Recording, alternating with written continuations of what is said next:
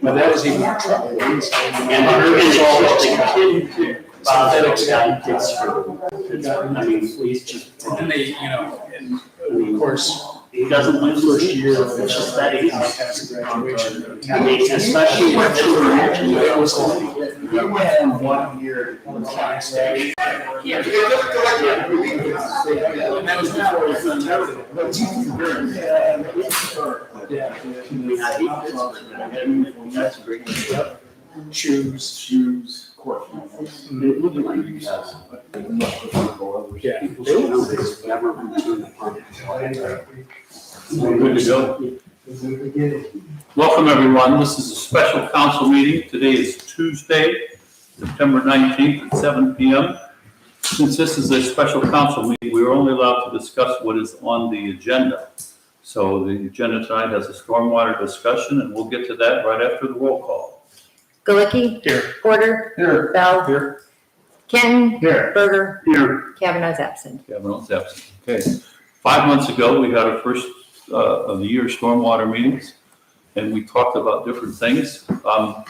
Manitowoc floodplain. Mark, would you like to talk about that first and how that's going? And this is how we see how things have gone. We have people from Manitowoc here. Mark will do that. Well, the brief overview is that the state granted us some money to do the Manor Brook, what we call the Phase 1 project, which is north of Manor Brook Drive. And it was designed to reduce the flooding downstream of Manor Brook and take water from the eastern side of the village and spread it out rather than channel it all in one direction. And so far, it appears to be working the way it was designed.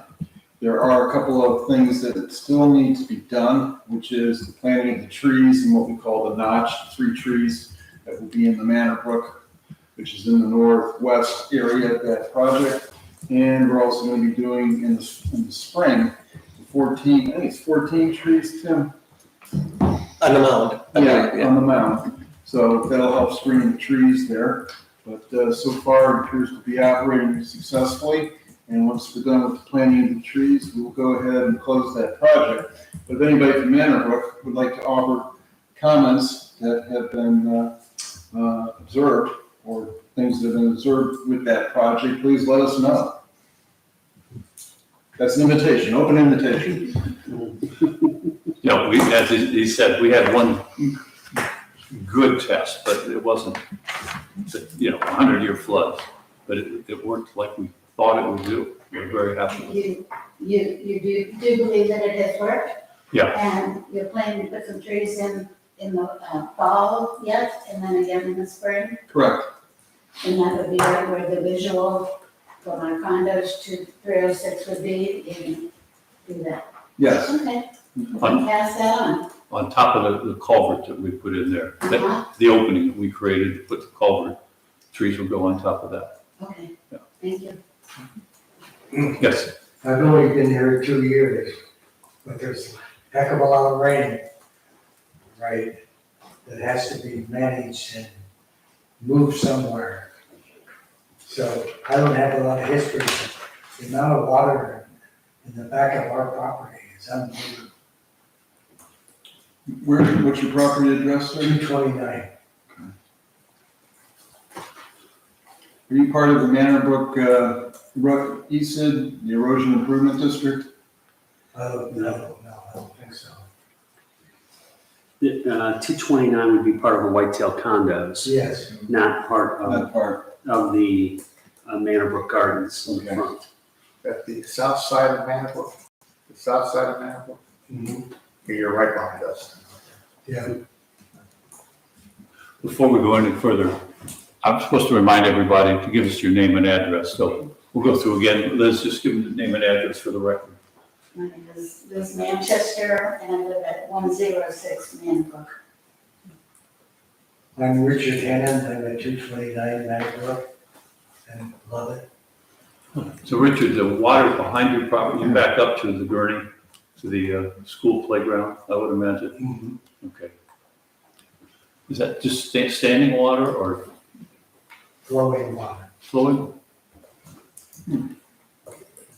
Where does it appear to be coming from? Is it coming from the school property or looks like it's coming from the back Hmm. of our property where the woods are behind the school. But it makes a little path around. And then it connects with other, and there's an enormous amount of water. We're gonna have to take a look at that. That hasn't been on our radar. We know there's always, the water from Gurney has actually been a problem for the people living on Waverly because they're downhill. They really get hit with a tremendous amount of water. But we'll have to take a look at that. So can we get your permission right now? In the next good storm, we'll come walking onto your Certainly. property. Okay, so then we'll just try to remember to come and walk through your backyard. Yes, Liz. Hi, I'm Liz. I just thought maybe I better mention that on October 1st, I think you're aware that we are going to start a drainage program among our condominiums. This is $200,000. That's the east that I was talking about. Yes, Yeah. yes. That's the one you're doing with a bunch of other neighbors because of water flow in your backyards, as I recall. It's just with our residents. Yeah. We have 29 residents, and we're all pitching in on Okay. that. Nancy Moran was the point person for that? Yeah. Okay. And it's to begin October 1. I don't know how that's going to affect anything else. To kind of explain it, ESID rather quickly. ESID is an erosion soil special improvement district where neighbors can band together and make some improvements on their property. And they simply put the cost on their tax duplicate so that they don't have to put out all this money at one time, one particular time. Individuals can do it, homeowners can do it, but it allows them to work together to cut the cost. And again, Manor Brook's been the leader and has gotten started. I mean, it's been a tough September getting it started. I've had a lot of conversations with the HOA leader of this, but we're going. Okay, let's just switch. We're going to skip the hydroflow for now, and we'll go to the central retention basin project. Chris Berger's going to talk about that. Okay, thank you, Mayor.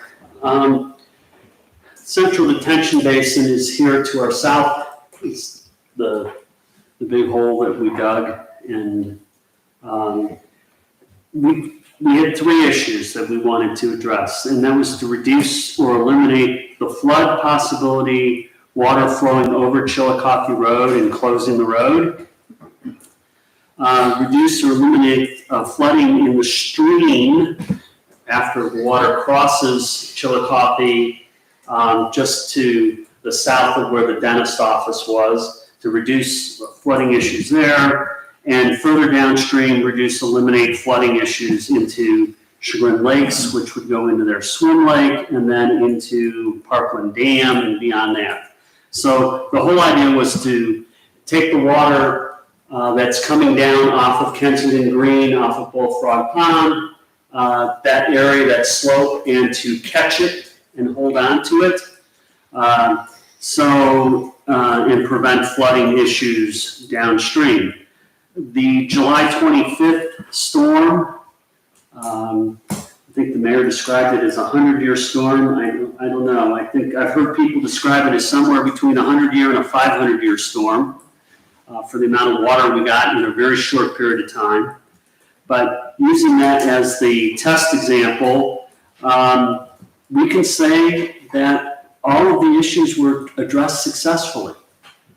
306 was open. We did not get any flooding downstream. We had people from the Parkland Dam area in Chagrin Lakes who were talking to us and said that they did not see a noticeable rise in the lake.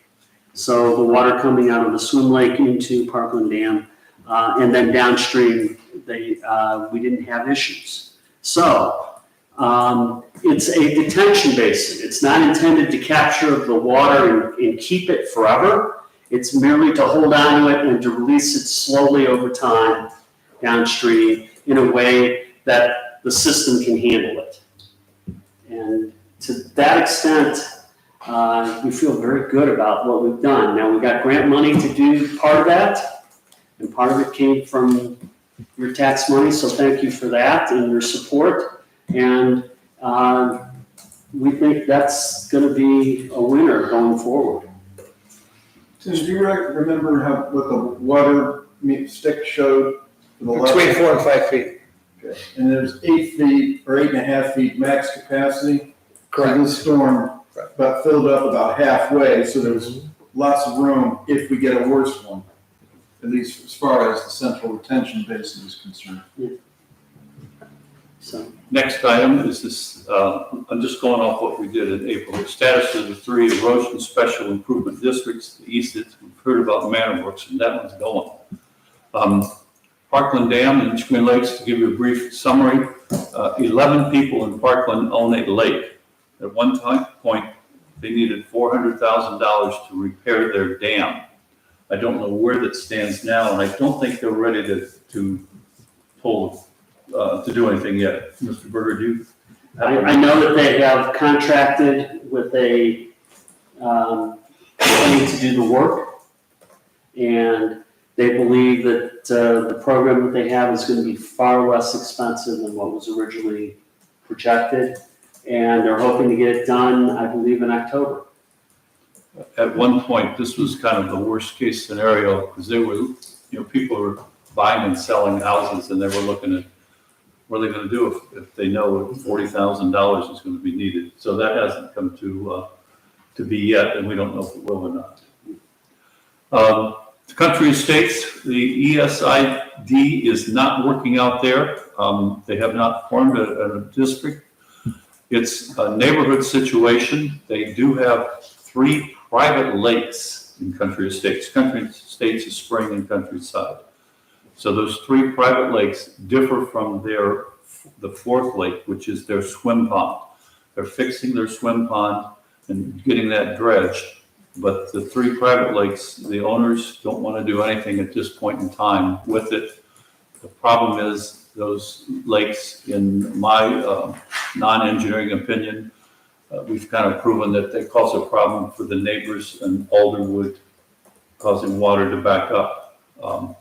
This is a private situation, and we've done what we had to do, was to make sure everything worked. We, in fact, our street commissioner and his crew just finished a repair on their lake number 1 because it catches our water and takes the water under the road. But this is probably going to be an ongoing neighbor issue. Installation of the recommendation of the bioswale in the northeast corner of the park, that was something that we decided we should not be doing. So we will not be doing any bioswale there. Silt removal in Congressman Joyce. This is, I don't want to go 0 for 2 here, but that's been something that has not been successful either. What we met with Congressman Joyce's office, tried to figure out how to get funds. Basically, we were told you should get groups together. What we're really looking at is the amount of silt that comes basically what I call McFarland, and it comes from Stafford Road and Haskins, comes up about 2 miles, flows through Bainbridge, and it flows to Pawpaw, and that's where it stops. And that's where you see the tremendous amount of silt on the north side of Bell Road and Pawpaw Lake. And what we would like to find a way is how to control the silt that they're sending us, because, as I said, it just keeps coming, and then when it hits the Parkland Dam, that's when the silt occurs. Pawpaw Lake. Pawpaw Lake, Silt that's Lake. it, Pawpaw Lake, sorry. The quality of our present septic systems for Geauga County Health Department, we're looking into the situation. We provide about 14% of the homeowners that put water into the sewer system. And we're found that we're providing almost 60% of the water. So something's wrong. If it's seepage, and they've been monitoring, trying to figure out what's going on with this. We don't know anything yet. People have looked into the situation. There's no summary yet as to what's going on. So something's not working properly. Mira, could you define that a little bit? You lost me on 60% of the water. The Geauga County Health Department determined that that almost 60% of the water seemed to be coming from 14% of the homeowners that were providing water to this area. You're talking about septic systems? No, you're talking, this is the sewer system. Sewer This is system. our sewer lines. Okay, so this is, It says septic up there, Mayor, that's the confusion. Oh, okay. so we're providing 60%, our village residents are 60% of the sewer water that's going into the sewer That's what system? they think now. That's why they're trying to measure to determine. Okay, But it doesn't make thanks. sense that only that many people should be providing that much water. And thanks, Mark, I was also I on wonder, the septic. I wonder too, I'm like, Sorry. So, Mayor, that's infiltration of stormwater into the sanitary system. Is that where okay, you think it's coming from? Yeah, that's where they think it's coming from. because it's- that's a different When it storms, color as well. Yeah.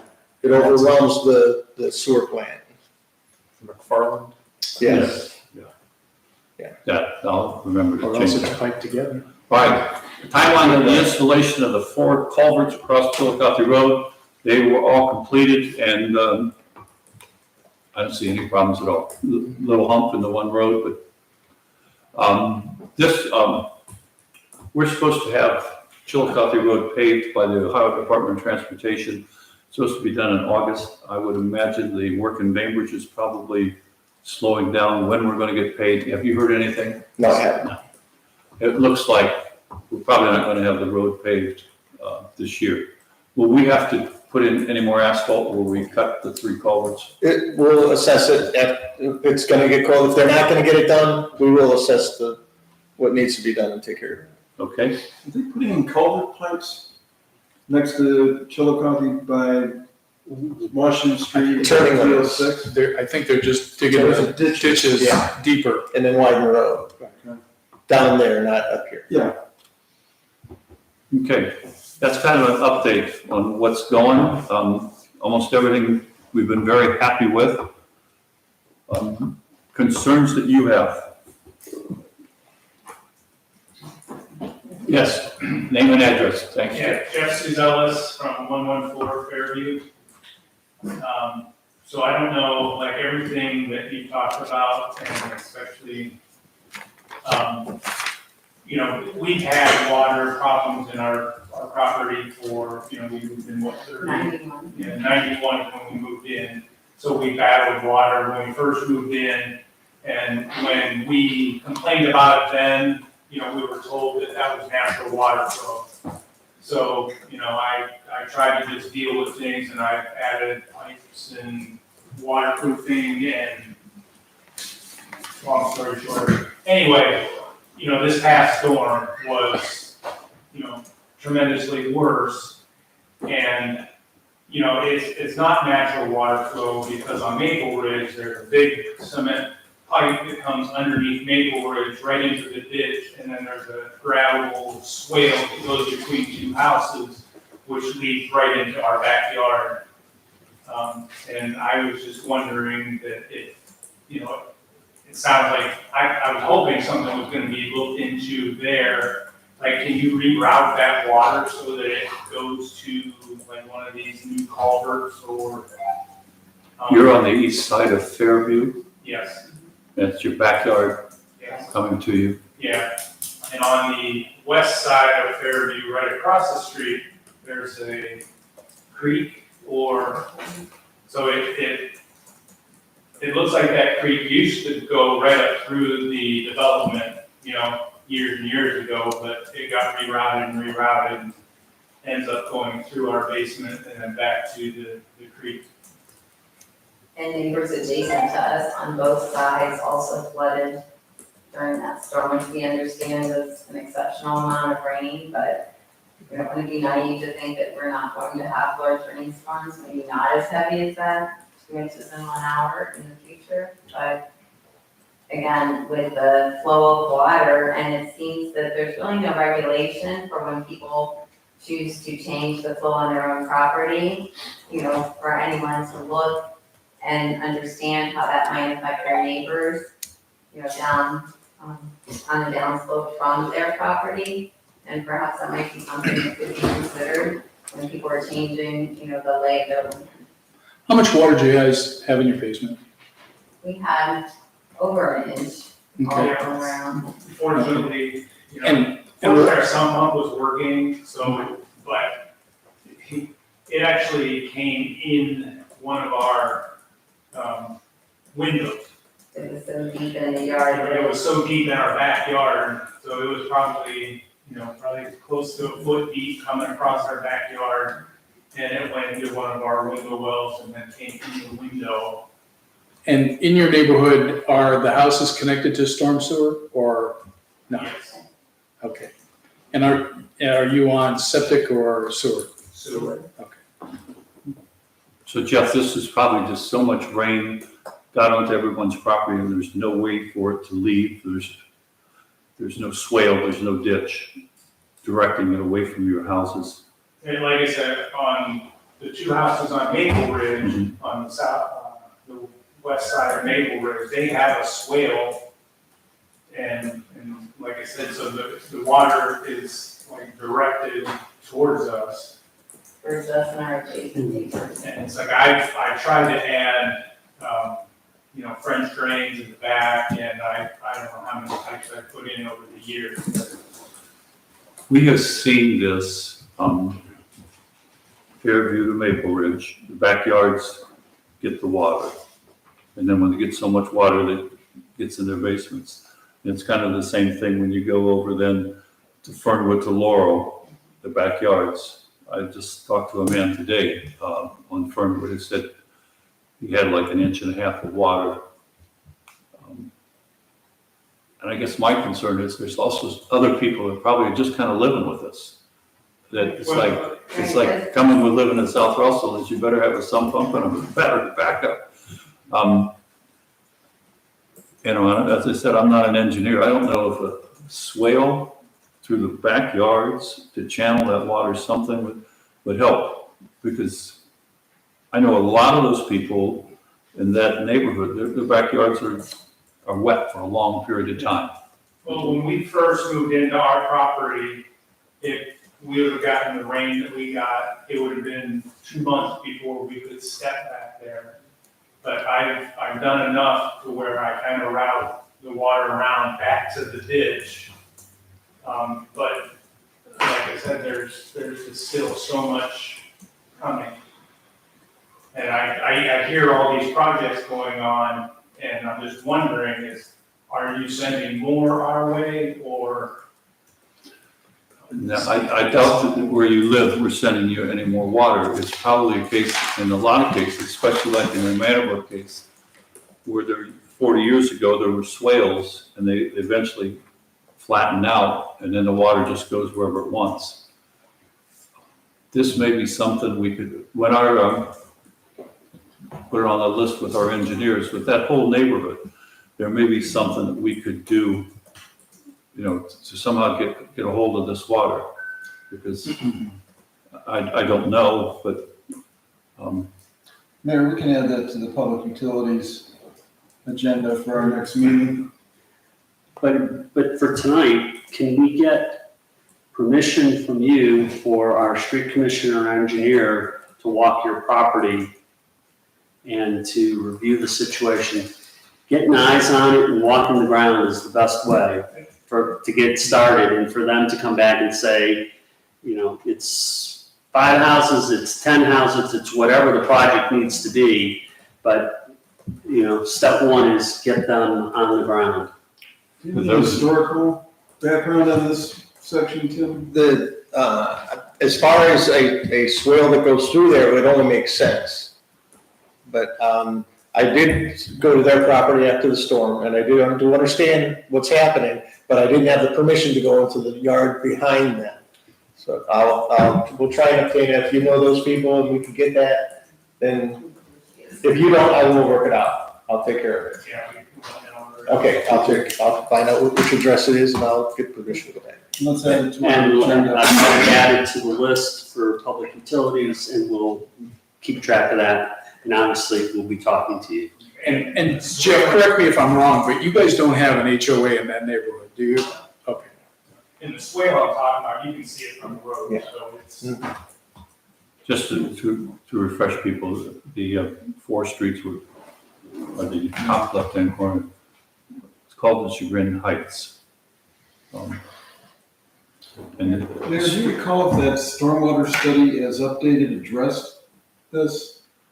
I don't recall this as a topic, but No, we did a extensive study in 2004, and had a study again in 2018, looking at all the stormwater issues throughout the village. I don't think this made it, but it's, The swales that you're speaking of, are those municipal swales or are they private property swales? I'm assuming private property. Have they been there for years? Yeah, So ever not since new. we moved in. Okay. There. So 30 years at least. Yeah. do you know if there's an easement for the village in that backyard area by chance? I have no idea, I couldn't even say, I don't think so. Yeah. The deed would say too, but yeah, okay. yeah, when you go downstairs, in fact, before you leave tonight, we'll go downstairs and look at the map. You know, this one area was called about a common property. It was supposed to be like a park area in everyone's backyard. So that's how it was originally designed, which would have been probably almost 80 years ago. But you can see how, this is probably going to be the same situation that we have just on the other side of Bell Road, Yeah. all those backyards. The same situation is up on Chillicothe, north, almost to the end, to Russell Township, in everyone's backyard. There was a swale years ago, and now there's not, so the water just goes anywhere at once. So we're going to try to get a hold of that water and bring it down here also. All right, anything else from the people here? Questions or concerns before I move on? Yes. Robert O'Brien, 62 Paul. I'm curious what Southwest's definition of a public nuisance is and how it relates to stormwater issues. I would have no idea, and I'm not going to try. I I'd think say it's we defined would- in the ordinance, what a public nuisance is. Well, and then to further elaborate on that, in the times that a public nuisance has been declared by South Russell, what are the specific statutes that have been referenced? It's part of the South Russell Code of Ordinances. As far as the Ohio Revised Code statutes. We would refer to ours.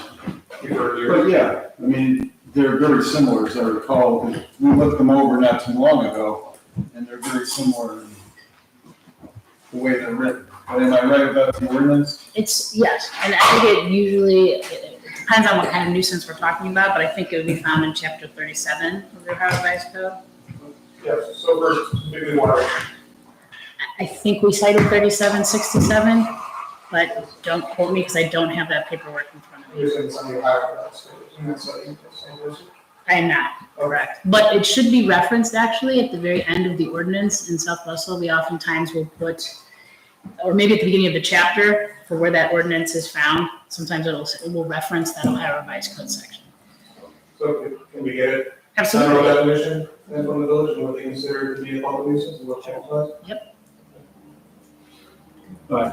What's the? So this would be one of those things we'll get back to you on, to know for sure.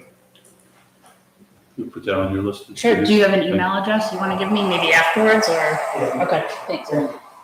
Okay, a couple of things I want to talk about. This is how the Manor Brook project that we did and Mark talked about, this is how it's supposed to look like. It does not. We think we just planted the grass and everything too late. The frost got to it. So that's how it should look, and that's how it probably, it better look a year from now, right? That's what it should do. The other thing that we did find is there's two little areas, streams that flow into the Manor Brook area. And those, we may have underestimated the amount of water. So we're gonna have to make some changes there. But the changes is probably gonna be putting in more rock just to slow it down. But when we walked it in May, we just found that, you know, where the water came together, there's a big delta, which means dirt is being moved, which means the water's not being slowed down. So those are things that are coming to fix that. This is the other area. This is what we call phase 2. It's something we're thinking about, but phase 1, as we said, is done well. And here's those two little streams. One of them comes in through here, and this one comes in through here. And again, probably there could have been a little beefier, a little stronger. The other ditch mentioned, there's probably gonna be a swale dug behind these houses that are way up here, almost to Russell Township. Okay? This device, which we pay, this hangs over the culvert near the Gurney School, measures the amount of water flowing. It has done a great job. It's being replaced, however, somehow it's picking up moisture, so it's another thing that's coming to street commissioner to do. There's 50-some of these all across Northeast Ohio to measure water flow, and it's proven to be a very good thing for people to really determine what's going on. And I mean, when I'm people, you're talking Northeast Ohio Regional Sewer District and the Chagrin River Watershed Partners. They look at this data to try to figure out what happened and what could be done to help. Sugar Bush, I think that's about, this was the central retention basin when it was going in. And again, you realize it can hold 8 feet of water. That's a tremendous amount of water. And this was the dam, the Parkland Dam we talked about, which at one point was supposed to be costing $400,000, and we don't know. Where this picture was taken, that man has lost about 8 feet of his backyard. But they're working it out, so I'm very happy with that. And you can see how it just kind of erodes everything away. And this is being handled through the ECID. The other thing we did, and we've talked about over the years, is in the Family Life Center. We went on to Bainbridge property, got an agreement with the Family Life Center to clean out their silt pond. And this is what it looks like. I mean, it just, a tremendous amount of silt. And this is something that we've done, I think, 8 years ago, we did it our first time, 8 to 10 years. When they built it. Yeah. They built it. We didn't have anything to do with that part. And again, with Mr. Berger talked about flooding, we've eliminated that. The big issue still being faced was the situation of Pawpaw. All right, I've talked enough.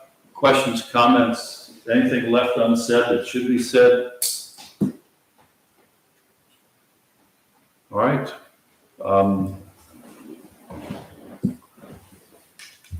The public utilities, that's Councilman Berger, Councilman Porter, have really had their hands full the past 2 years dealing with these issues. But again, we can point to, we've had some success. We're very happy with what's going on. And I got to give them credit because they wanted these 2 big projects out of the way, got them out of the way. And now we have the smaller ones that are just, you know, water in the basement's not, I hate to say small, that's not small when you got water in your basement where you see the dumpsters, but it's an issue. All right, we have a motion to adjourn. One quick thing, want to let you know, the next Public Utilities Committee meeting is October 6th. It's Friday at 9 a.m. right here. So obviously open to the public, so please, if you want to come and hear what we have to say, and we'd welcome your attendance. As noted, that public utilities is handling stormwater issues. Yeah. So the name of the committee doesn't right away tell you stormwater is part of it, but it is. Okay. We have a motion to adjourn. So moved. So moved by Berger, seconded by Second. by Bell. All those in favor say aye. Aye. Opposed? Motion passed. Thank you all for coming. Jeff, Paula, you want to go downstairs, take a look? Thank you. No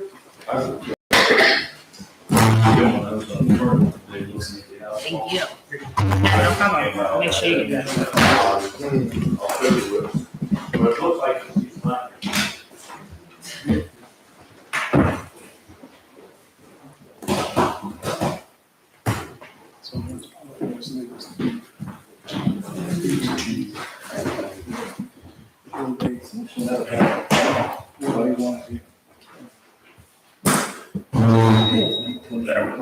Sliders on this thing.